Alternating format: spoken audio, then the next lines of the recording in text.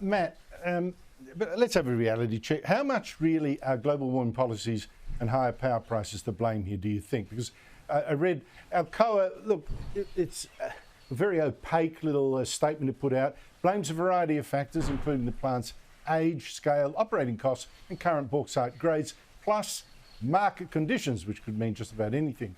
Is that really the whole story? Well, obviously, it's a very vague statement, basically blaming everything under the sun, including their operational costs, which, of course, will come back to the carbon tax that Labor has imposed on this particular refinery. But there's obviously a range of factors here. The fact is, though, that all of those factors existed before. Before, when we had this refinery going, when it was first built many decades ago, when we've got other refineries going on this side of the East Coast, we've always had high wages in Australia. It's always been a tough environment to operate in. We've always been a long way from markets, but we've been able to make it work because we've got an innovative, highly skilled workforce. We have the natural resources in bauxite close to us.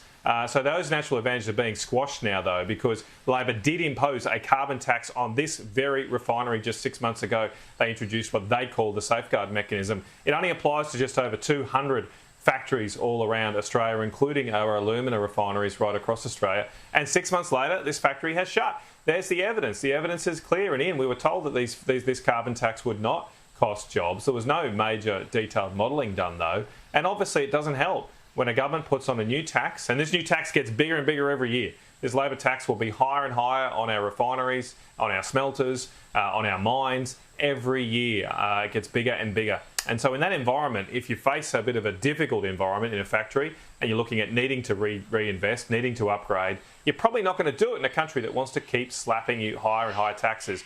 A lot easier for them, of course, to go to China, to go to other countries where they obviously will not face these kinds of imposts, not face a carbon tax, and certainly not face a government obsessed with net zero emissions.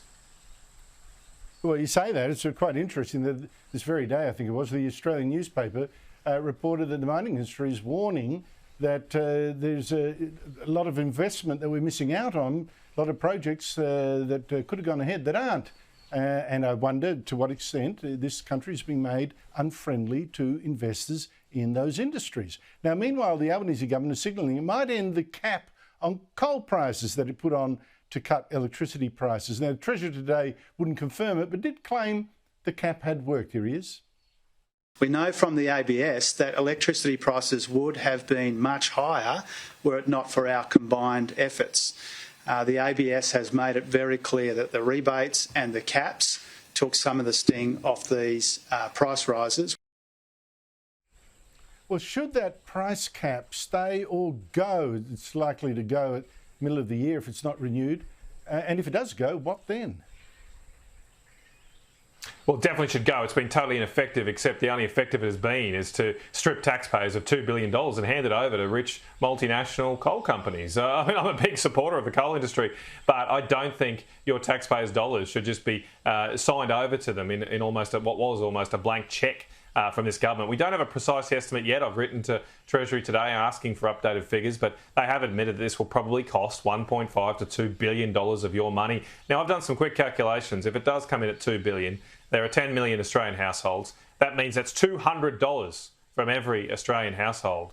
And you just got to ask yourself, has your power bill gone down by $200 over the past year?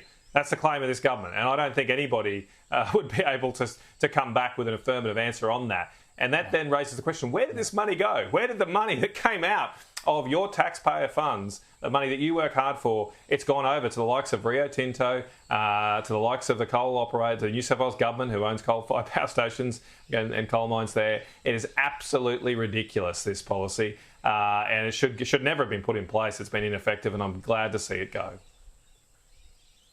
Now, look, I'm out of time, but I can't let this slide because I got so disappointed driving to Horsham last week.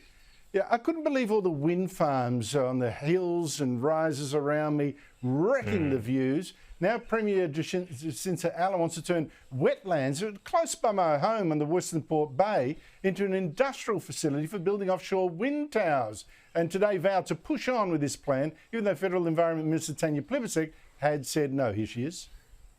The climate is changing and we have to act. That's why we have been working very hard on adding offshore wind and supporting the development of offshore wind as part of that renewable energy mix. Honestly, Matt, I mean, now we want to save the planet by building a plant on wetlands. I mean, does this make any sense to you? Well, I will give it to the modern green activists in the Labor Party today that they're doing the impossible. They're turning me into an environmental activist. And I might very well be sharing a stage with Bob Brown or some such very shortly, because this is absolutely absurd. I mean, there's only 67 Ramsar listed wetlands in Australia, big country. These are the most important wetlands in our nation. And, yeah, look, I haven't spent my political career protecting the environment. I've been busy trying to protect local jobs under the attack from the Greenies. But I am an environmentalist. I don't want to see us build coal mines over Ramsar listed wetlands. I don't think we should build ports over Ramsar listed wetlands, and we certainly shouldn't be supporting foreign investors in wind factories and solar factories to destroy our environment. It is absolutely absurd. And for nothing, that's the point. Guys, people, I advise you to go and feed the wonderful pelicans down at Hastings while they're still there. Matt Canavan, thank you so much indeed for your time. Really appreciate it.